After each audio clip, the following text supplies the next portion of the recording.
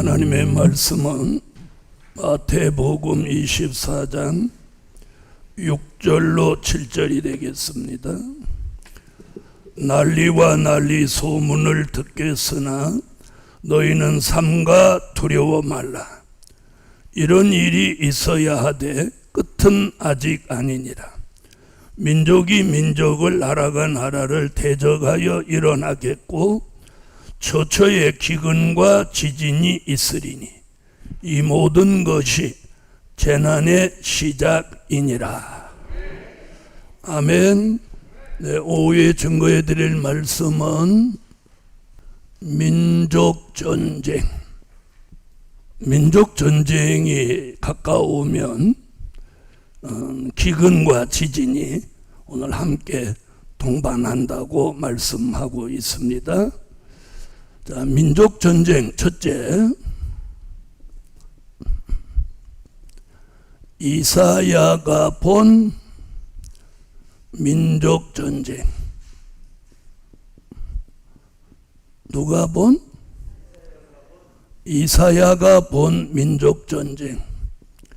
이사야 8장 5절로 8절을 다 같이 찾으세요. 이사야 8장 5절로 8절 읽어주세요. 여호와께서 다시 내게 일러 가라사대 이 백성이 천천히 흐르는 실로아 물을 버리고 르신과 르말리아의 아들을 기뻐하나니 그러므로 주 내가 흉용하고 창일한 큰 하수 곧 아수르 왕과 그의 모든 위력으로 그들 위에 덮을 것이라. 그 모든 골세 차고 모든 언덕에 넘쳐 흘러 유다에 들어와서 창일하고 목에까지 미치리라. 임마누엘이여 그의 펴는 날개가 내 땅에 편만하리라 하셨느니라. 아멘. 자, 이사야 7장 17절로 20절을 한 번 더 보겠습니다. 여호와께서 에브라임이 유다를 떠날 때부터 당하여 보지 한 나를 너와 내 백성과 내 아비의 집에 임하게 하시리니 곧 아수르 왕의 오는 날이니라. 그날에는 여호와께서 애굽 하수에서 먼 지경의 파리와 아수르 땅의 벌을 부르시리니 다 와서 거친 골짜기와 바위 틈과 가시나무 울타리와 모든 초장에 앉으리라. 그날에는 주께서 하수 저편에서 새내어 온 삭도 곧 아수르 왕으로 내 백성의 머리털과 발털을 미실 것이요 수염도 깎으시리라. 아멘. 자, 이사야는 민족의 전쟁을 7장과 8장에서 예언했습니다. 오전에도 말씀드린 것 같이 선지서는 과거에 있었던, 그 당시 있었던 역사적인 사실을 배경으로 해서 미래를 예언한 것이다. 요 기본이 딱 돼야 말씀이 깨달아지는 거예요. 아멘. 이걸 잘 이해 못하는 사람들은 야, 이스라엘에 있었던 일하고 우리하고 무슨 상관이야? 이렇게 생각할 수 있습니다. 자, 이사야는 민족의 전쟁을 뭐라고 표현했느냐면 아수르 왕이 오는 날로 보았어요. 이사야 7장 17절로 20절에는 북방의 아수르를 파리와 벌같이 내려온다. 그리고 새내어온 삭도같이 쓴다. 이렇게 표현했어요. 그로 인해서 수치를 당하는 일이 벌어진다. 이렇게 말해요. 북방의 아수르가 파리같이 벌같이 온다. 그리고 마치 새내온 삭도같이 쓰시는데 머리털도 다 밀고 수염도 다 밀고 다리에 있는 털까지 다 밀어서 정말 머리를 들 수 없는 수치스러운 일을 겪게 만든다. 이렇게 말씀했어요. 그 다음에 8절에서는 이 아수르 왕이 오는 것을 어떻게 보았느냐면 장마물 같이 온다고 그래요. 장마물 같이. 장마물이 지나가는 거 여름에 장마 때 보셨죠? 보셨어요? 네, 지난 여름에 비가 얼마나 많이 왔습니다.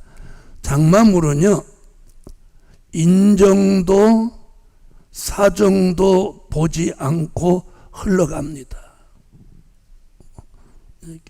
다시 말하면 아수르 왕이 군대를 대동해서 전쟁을 일으키는데 마치 장마물이 흘러오는 것 같이 한다, 이렇게 말씀하고 있어요.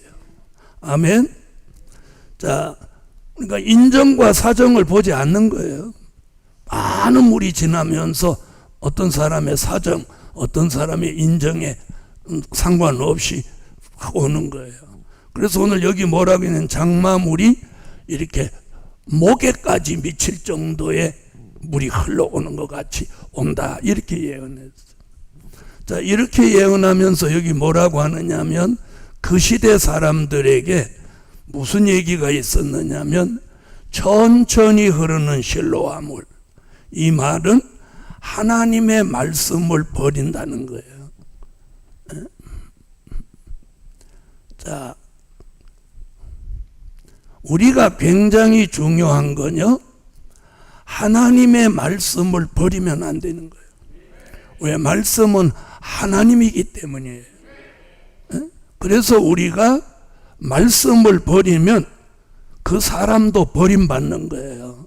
그래서 사무엘상 15장 21절로 22절에 보면 사울 왕이 여호와의 말씀을 버림으로 왕도 버림을 받았다고 그랬어요.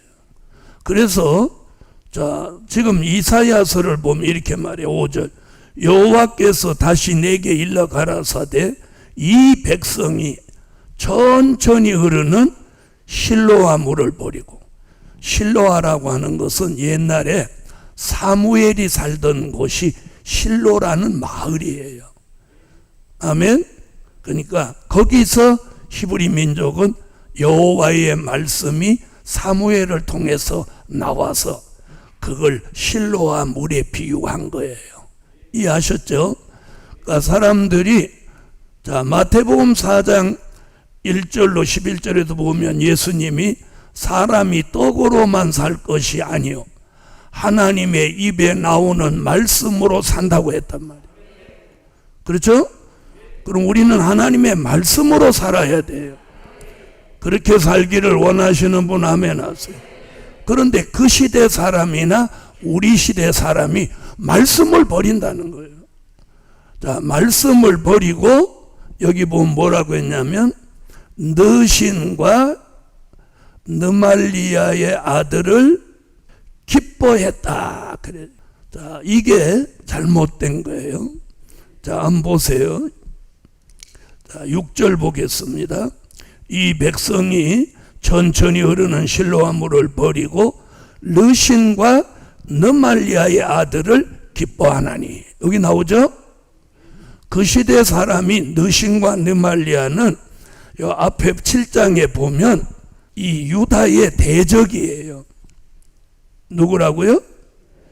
자, 7장으로 가보겠습니다. 3절을 볼게요. 때에 여호와께서 이사야에게 이르시되 너와 내 아들 스얄야숲은 윗못 수도껏 세탁자의 밭 큰 길에 나서서 아하스를 만나 그에게 이르기를 너는 삼가며 종용하라.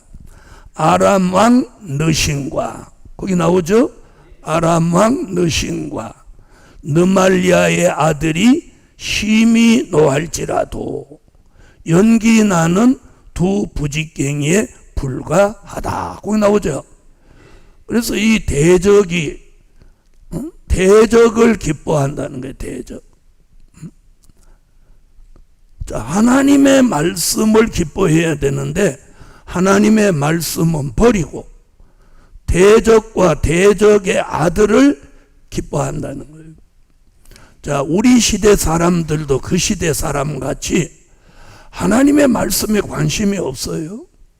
그래서 얼마나 관심이 없느냐, 이사야 5장 8절로 11절을 한번 가볼게요. 다 같이 찾으셨으면 읽어보세요.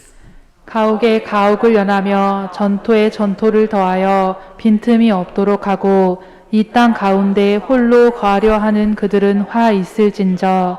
만군의 여호와께서 내 귀에 말씀하시되 정령이 허다한 가옥이 황폐하리니 크고 아름다울지라도 거할 자가 없을 것이며 열흘가리 포도원에 겨우 포도주 한 바트가 나겠고 한 호멜지기에는 간신히 한 에바가 나리라 하시도다.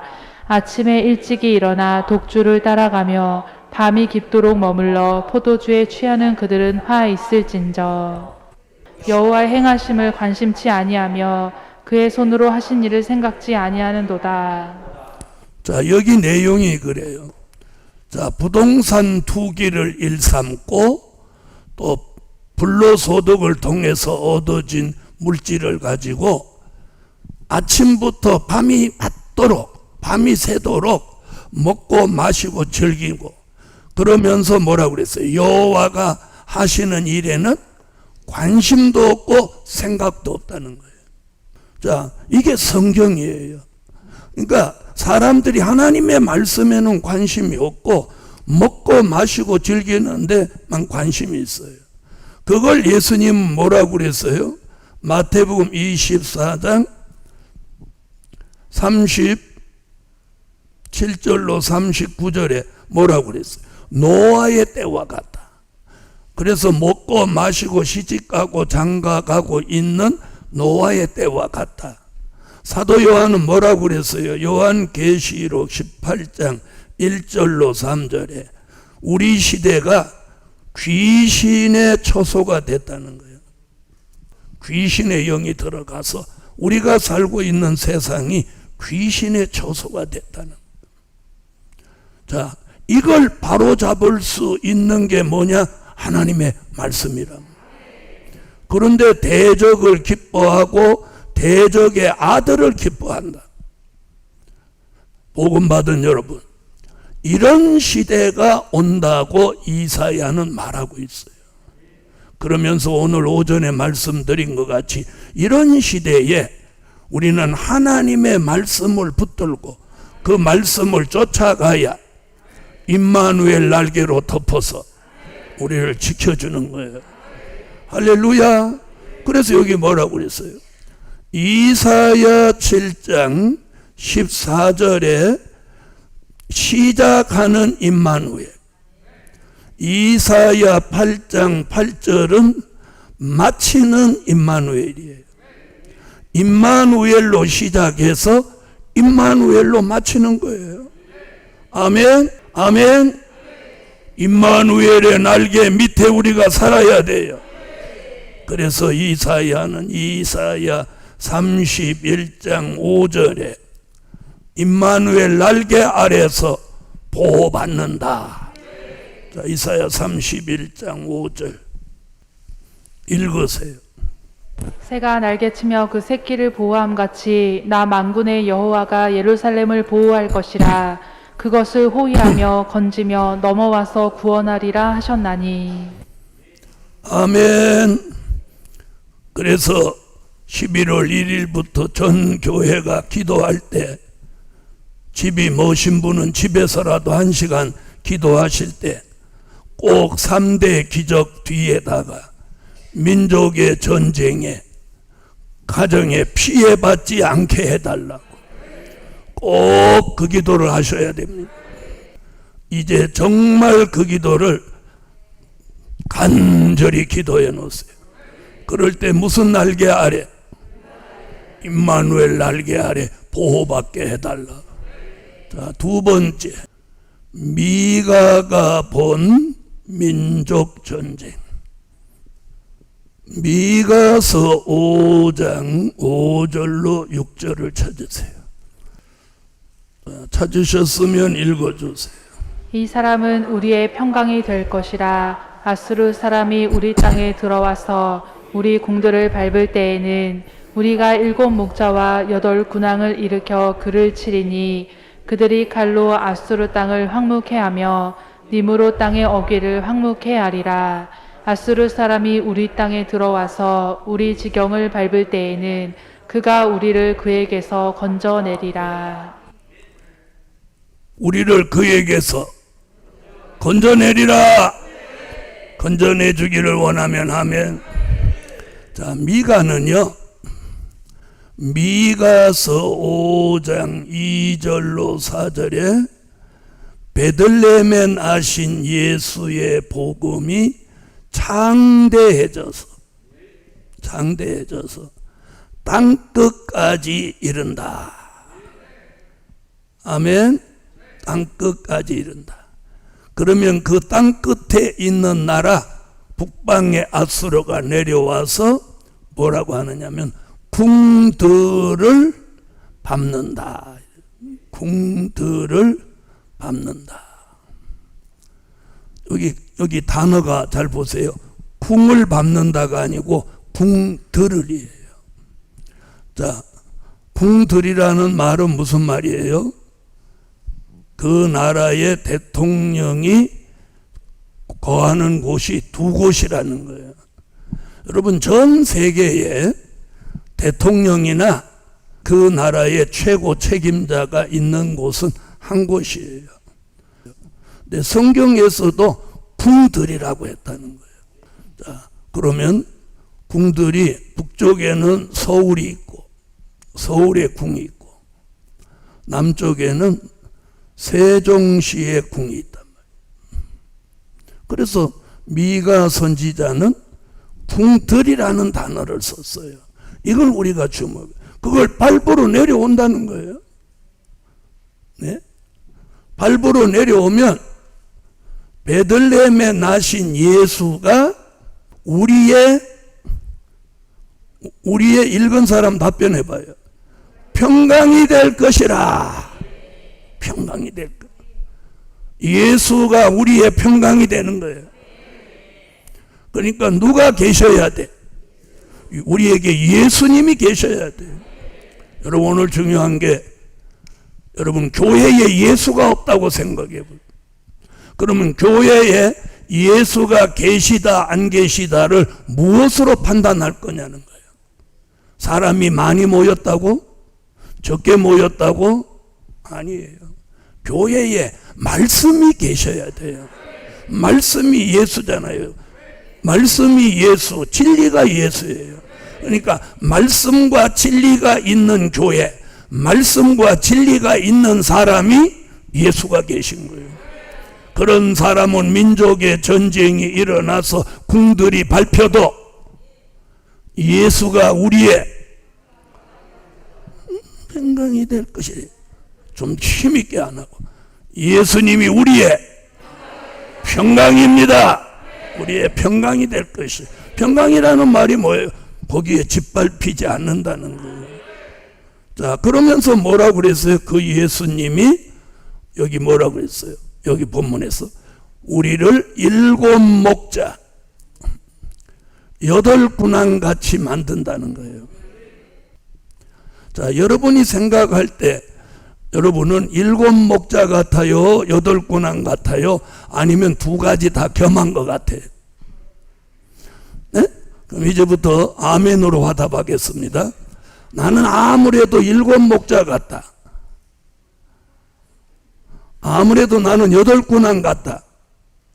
아무래도 나는 두 가지 다 겸한 것 같다. 그럼 아멘 안 하시는 분은 뭐예요? 자, 7 목자 같고 8 군왕 같다. 7 목자는 요한계시록 1장 20절에서 뭐라고 했냐? 주의 오른손에 붙들린 7 별 같은 종이라고 그랬어요. 아멘. 그러면 8 군왕 같은 종은 뭘 말하느냐? 미가서 5장 7절로 9절에 이슬 단비 받은 젊은 사자 같은 종이에요. 아멘. 8 군왕 같다고 하는 건 능력과 권세가 함께하는 종. 그걸 미가서 5장 7절로 9절에 이슬과 단비를 받은 젊은 사자 같은 종이다. 자, 미가서 5장 7절로 9절. 자, 읽으세요. 야곱의 남은 자는 많은 백성 중에 있으리니 그들은 여호와에게로서 내리는 이슬 같고 풀 위에 내리는 단비 같아서 사람을 기다리지 아니하며 인생을 기다리지 아니할 것이며 야곱의 남은 자는 열국 중과 여러 백성 중에 있으리니 그들은 수풀의 짐승 중에 사자 같고 양떼 중에 젊은 사자 같아서 만일 지나간즉 밟고 찢으리니 능히 구원할 자가 없을 것이라. 내 손이 내 대적에 들려서 내 모든 원수를 진멸하기를 바라노라. 자, 미가 선지자는 베들레헴에 나신 예수가 창대해져서 땅끝까지 이르면 그 땅끝에 있는 나라 북쪽의 아수르가 궁들을 밟으러 내려올 때 한편으로 무슨 역사를 준다는 거예요. 이슬과 단비라는 은혜를 부어서 7 목자같이 주의 오른손에 붙들린 7 별 같은 종으로 말씀이 무장되게 하고 8 군왕같이 단 젊은 사자 같은 능력과 권세를 겸비한 종을 만들게 하시는 거예요. 예수가 바로 이 사람들에게 평강이 될 것이다. 그럼 우리는 미가 선지는 뭐예요? 우리 시대에 뭐하다는 거예요? 7 목자 8 군왕 같은 종이 되라는 거예요. 그렇게 되기를 원하시면 아멘. 자, 다시 6절을 한번 보겠어요. 그들이 칼로 아수르 땅을 황무케 하며 니무르 땅의 어구를 황무케 하리라. 아수르 사람이 우리 땅에 들어온다는 거예요. 우리 지경을 밟을 때에는, 자, 잘 보세요. 아수르가 경계를 넘어서서 우리 땅에 들어와서 우리 지경을 밟을 때에는 뭐 밟으라고 온다고요? 궁들을 밟기 위해서 밟을 때에는 그 뒷얘기가 그가 누구예요? 베들레헴에 나신 예수. 그가 우리를 그에게서 건져내리라. 또 베들레헴에 나신 예수 그리스도, 그가 이 민족 전쟁을 일으킨 아수르 손에서 우리를 건져내신다는 거예요. 건져내신다. 할렐루야. 자, 그러면 이런 말씀을 아는 사람, 이런 말씀을 전혀 모르는 사람, 어떤 차이가 있을까요? 이런 말씀을 아는 사람은 이 말씀을 붙들고 기도하고 정신을 차리고 하나님의 보호받기를 소망하는 거예요. 그런데 성경은 뭐라고 해요? 그런 일이 있어야 돼. 있어야 돼. 이게 주님이 직접 하신 말씀이에요. 자, 세 번째. 요엘서 2장 20절로 21절을 찾으세요. 읽으세요. 내가 북평 군대를 너희에게서 멀리 떠나게 하여 메마르고 적막한 땅으로 쫓아내리니 그 전구는 동해로 그 후구는 서해로 들어갈 것이라. 상한 냄새가 일어나고 악취가 오르리니 이는 큰 일을 행하셨음이니라 하시리라. 땅이여 두려워 말고 기뻐하며 즐거워할지어다. 여호와께서 큰 일을 행하셨음이로다. 아멘. 자, 요엘이 본 세 번째, 요엘이 본 민족 전쟁.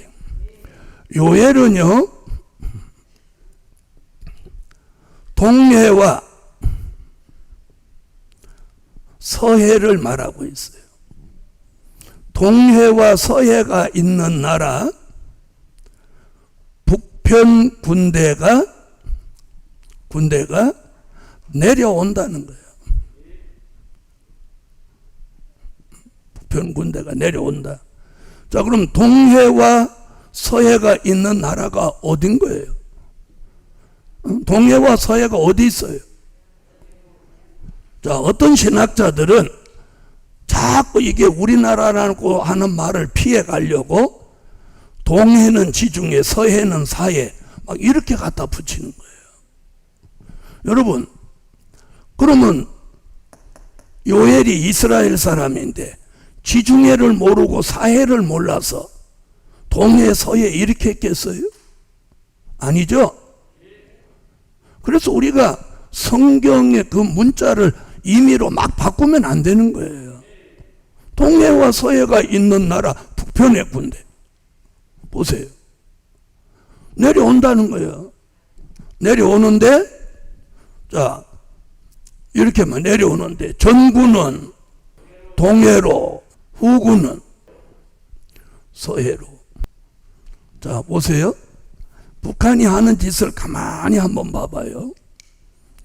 동해로는 배가 동해로 내려오지는 않아요. 아시겠어요? 동해로는 늘 미사일을 쏴요. 그리고 배가 내려오는 건 서해로 내려오는 거예요. 서해로. 이번에 민족전쟁이 일어나면 동해가 먼저 시끄러워지는 거예요. 그런데 우리나라는 서해로 내려오면 서울이 가까우니까 서해로 먼저 올 거라고 생각해서 수년 전에 서해 5도 사령부라는 걸 따로 만들었어요. 그걸 거기 특별히 지키는 거예요. 근데 성경은 요엘이라는 선지는 지금으로부터 2500년 전에 이렇게 예언을 했어요. 야, 동해와 서해에 있는 북편의 군대가 내려오는데 전구는 내려오다가 동해로, 후구는 서해로 들어간다 이랬어요. 들어간다는 거예요. 아니, 군대가 싸움을 하러 내려왔다고 왜 바다로 들어가는지 모르겠어. 할렐루야. 여러분, 걔네들이 내려온다는 거예요. 그 내려오는데 전구는 동해로 들어가고 후구는 서해로 들어가는데 여기 그 뒤에 뭐라면 상한 냄새가 난다는 거예요. 상한 냄새. 이게 누구 얘기예요? 요엘 선지자의 얘기예요. 상한 냄새가 나고 악취가 오른다. 이거 뭐예요? 살았다는 거예요? 죽었다는 거예요? 죽어갖고 썩은 냄새 난다는 거예요. 요 말씀 속에서 민족 전쟁이 일어나는 시기를 우리에게 예시하는 거예요. 예? 한겨울에 사람이 빠지면 상한 냄새, 악취가 나나요? 안 나나요? 다 얼어붙어 버리는데. 그럼 이게 어느 때다? 하절기라고 지금 예시하고 있는 거예요. 하절기. 근데 하절기에 일어나는데 하나님은 왜 동절기인 지금에 우리 교회한테 막 기도하라고 지금 그러실까요? 지금 단풍놀이 다니고 그런 정신으로 살 때가 아니야. 정신 바짝 차려야 돼요. 여러분, 동해 쪽으로 쏘던 포를 남쪽으로 돌려 쏜다고 생각하란 말이에요. 그런 일이 일어난다는 거잖아요. 자, 하절기에 이런 일이 일어난다는 거예요. 그런데 이런 일이 과거에 언제 있었느냐? 자, 보세요. 출애굽기 14장을 찾으세요. 자, 출애굽기 14장 29절로 31절까지 한번 읽어보세요.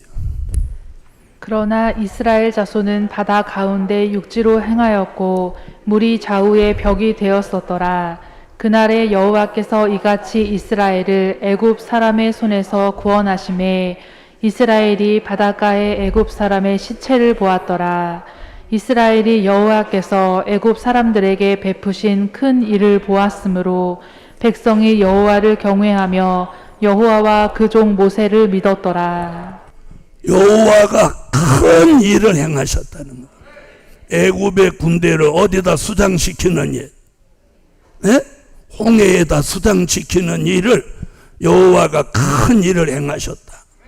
그런데 북편의 군대가 전구는 동해로 후구는 서해로 들어가는 이 사건을 지금 요엘서 2장 20절로 21절에 또 한 번 여호와가 큰 일을 행하신다는 거예요. 자, 요엘서 오늘 2장 20절로 21절 다시 보세요. 자, 읽으세요. 내가 북편 군대를 너희에게서 멀리 떠나게 하여 메마르고 적막한 땅으로 쫓아내리니 그 전구는 동해로 그 후구는 서해로 들어갈 것이라. 상한 냄새가 일어나고 악취가 오르리니 이는 큰 일을 행하였음이니라 하시리라. 땅이여 두려워 말고 기뻐하며 즐거워할지어다. 여호와께서 큰 일을 행하셨음이로다. 이게 여호와께서 또 한 번 큰 일을 행하신다는 거예요. 자, 그럼 출애굽 때에 큰 일을 행하셨는데 이 마지막 때 또 한 번 큰 일을 행하신다고 하는데 고린도전서 10장 1절로 12절에 보니까 뭐라는 말이냐, 출애굽에 있었던 일은 말세를 당한 우리에게 경계로 거울로 기록해 놓은 것이다. 아멘. 자, 고린도전서 10장 1절로 12절까지 한번 아무리 시간 가도 한번 읽고 갈 필요가 있어. 읽어요. 형제들아 너희가 알지 못하기를 내가 원치 아니하노니 우리 조상들이 다 구름 아래에 있고 바다 가운데로 지나며 모세에게 속하여 다 구름과 바다에서 세례를 받고 다 같은 신령한 식물을 먹으며 다 같은 신령한 음료를 마셨으니 이는 저희를 따르는 신령한 반석으로부터 마셨음에 그 반석은 곧 그리스도시라. 그러나 저희의 다수를 하나님이 기뻐하지 아니하신 고로 저희가 광야에서 멸망을 받았느니라. 그런 일은 우리의 거울이 되어 우리로 하여금 저희가 악을 즐겨한 것 같이 즐겨하는 자가 되지 않게 하려 함이니 저희 중에 어떤 이들과 같이 너희는 우상 숭배하는 자가 되지 말라. 기록된 바 백성이 앉아서 먹고 마시며 일어나서 뛰논다 함과 같으니라. 저희 중에 어떤 이들이 가늠하다가 하루에 23,000명이 죽었나니 우리는 저희와 같이 가늠하지 말자. 저희 중에 어떤 이들이 주를 시험하다가 뱀에게 멸망하였나니 우리는 저희와 같이 시험하지 말자. 저희 중에 어떤 이들이 원망하다가 멸망시키는 자에게 멸망하였나니 너희는 저희와 같이 원망하지 말라. 저희에게 당한 이런 일이 우리 거울이 되고 또한 말세를 만난 우리의 경계로 기록하였느니라. 넘어질까 조심하라. 자, 여기 본문에 보면 하나님은 다수를 기뻐하지 않는다는 거예요. 그런데 우리 시대는 사람만 많으면 그게 힘이라고 생각하는데 하나님은 다수를 기뻐하지 않으신다고. 그래서 히브리 민족을 이끌어내시는 출애굽 때 큰 일을 행하셨는데 마지막 때 큰 일을 또 한 번 이루신다는 거예요. 여러분, 북편의 군대는 다 바다로 빠져 죽습니다. 그럼 북한은 군대 없어집니다. 그러면 자동적으로 남과 북은 통일될까요? 안 될까요? 통일됩니다. 그래서 북편 군대가 동해와 서해로 빠져 죽고 여호와가 큰 일을 행하시는 이 사건으로 민족 전쟁은 끝나는 거예요. 그러면서 남과 북은 통일이 되고 남쪽에 있는 싹군들은 다 들어갑니다. 다 들어가는 거예요. 다 들어가고 기도하는 참목자가 나오는 거예요. 그 참목자를 아까 미가가 뭐라고 그랬어요? 7 목자. 아멘. 자, 그런데 이 북편 군대가 내려오기 전에 요엘은 뭐라고 하느냐면 요엘서 2장 15절로 17절에 시온의 성회가 열린다는 거예요. 시온의 성회. 여러분, 기독교 3대 성회가 있는데 첫 번째 성회는 미스바 성회, 두 번째 성회는 오순절 성회. 이는 된 일, 과거에 있었던 성회. 이제 마지막 하나 남아있는 성회가 요엘서 1장과 2장에만 딱 나오는 시온의 성회. 할렐루야. 여러분을 시온의 성회로 불러주시기를 주 예수 이름으로 축원합니다. 이제 네 번째, 마지막. 자, 마태복음 24장 6절로 8절 읽으세요. 난리와 난리 소문을 듣겠으나 너희는 삼가 두려워 말라. 이런 일이 있어야 하되 끝은 아직 아니니라. 민족이 민족을, 나라가 나라를 대적하여 일어나겠고 처처의 기근과 지진이 있으리니 이 모든 것이 재난의 시작이니라.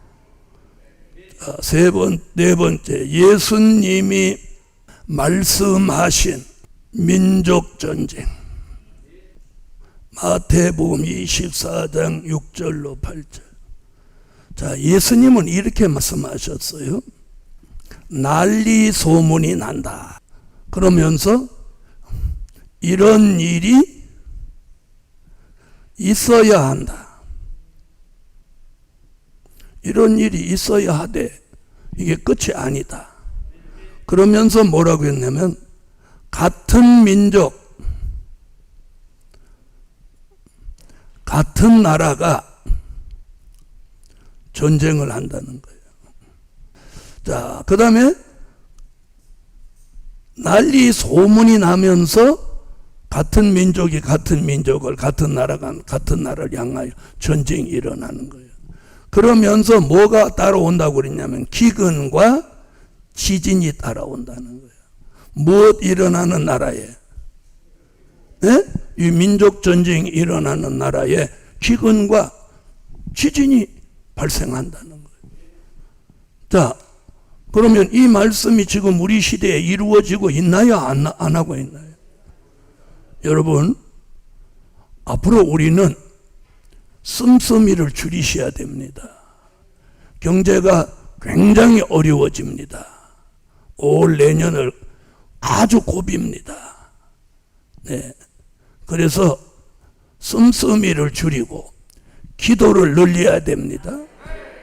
아멘. 기도 시간을 늘리셔야 돼요. 그리고 모이기를 힘쓰셔야 돼요. 자, 기근이 오면 경제가 어려워지잖아요. 그러나 하나님은 우리에게 무슨 말씀을 주셨느냐면 계시록 6장 5절로 6절에 경제 기근이 와도 감람류와 포도주는 해치 마라. 경제 난제 피해를 받지 않는다는 거예요. 할렐루야, 할렐루야. 그리고 지진이 일어나도 하나님 우리 피해받지 않게 하셔요. 아멘. 예수님은 지금 이렇게 말씀하고요. 자, 아까 말씀드렸죠. 요엘은 이제 민족이 통일되는 걸 내다보았어요.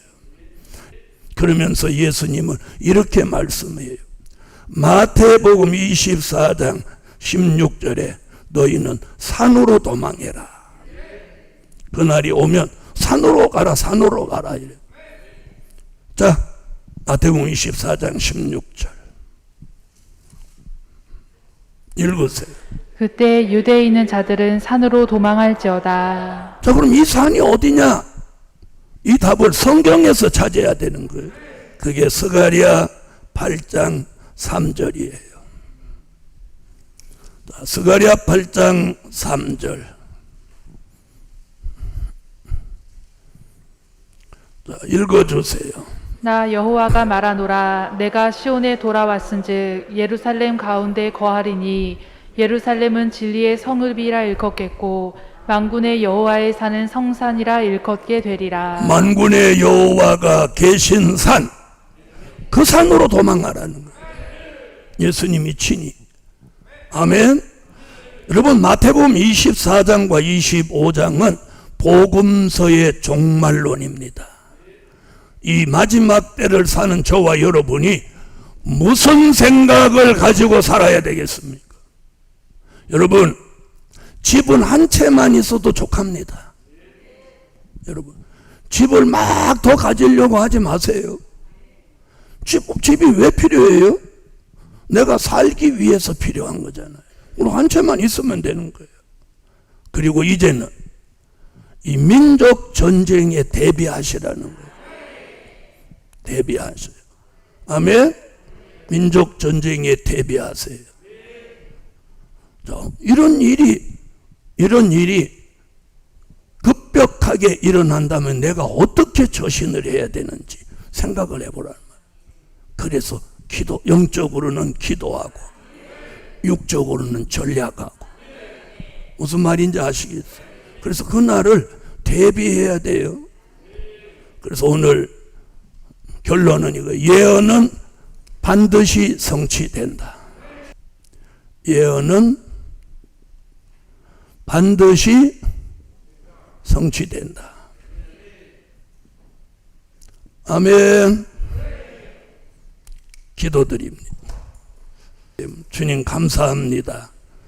오늘도 예물 드리며 다가오는 미래를 내다보는 안목이 말씀을 통해서 보여지게 하시고, 오늘 민족 전쟁의 비밀을 깨달은 종들마다 사는 길을 열어주시고 큰 깨달음을 주시고 그날을 대비하고 준비할 수 있게 하옵소서. 예수 그리스도의 이름으로 기도하옵나이다. 아멘. 지금은 우리 주 예수 그리스도의 무한하신 은혜와 하늘에 계신 하나님의 뜨거우신 사랑과 일곱 영에 완전케 하시는 역사가 민족 전쟁에 피해받지 않기까지 이제로부터 영원토록 함께 계시기를 축원하옵나이다. 아멘.